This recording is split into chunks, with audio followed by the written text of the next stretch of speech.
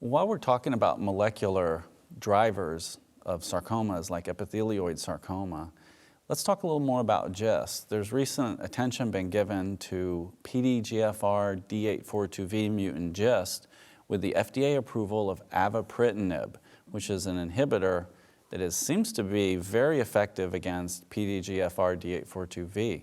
So I wonder what your thoughts are about the agent. I know you participated in the clinical trials like I did. Yes. What's been your experience with it? Very excited about, we all just, as soon as we started treating the PDGFR D842V patients with this drug, it was very evident that unlike, not having any standard of care for these patients, we used to treat them with the available TKIs with really no great response. Maybe some patients had stable disease for a while, and we had nothing. And then with this drug, we actually see responses, significant responses, even CRs.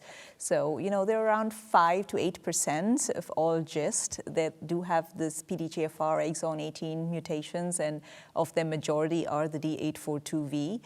This drug did get approval for all PDGFR exon 18 mutant patients because the response rate with avapritinib was close to 90% with D842V and around 84% for all exon 18 PDGFR mutant patients. That's amazing. So it is, and so that is now my first choice of therapy for all patients who've been diagnosed with PDGFR D842V or just exon 18 mutants, which is why it becomes very important that all GIST patients, even if it's a small percentage, you do not want to miss.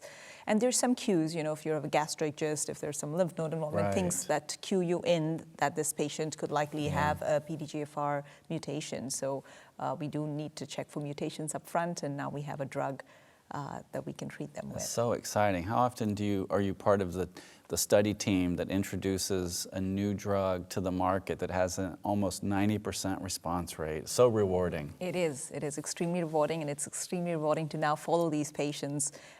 Some of my patients who had gone through like 6 prior TKIs with no response, we were just treating them with whatever we could find, and thankfully they made it to this drug. Yeah, and avapritinib is unique compared to imatinib, for instance, even sunitinib, because of its ability to really bind to that region of exon 18 and PDGFR and really bind the kinase, block the ATP binding site, and really shut down the enzyme. It shuts down the PDGFR kinase very, very efficiently.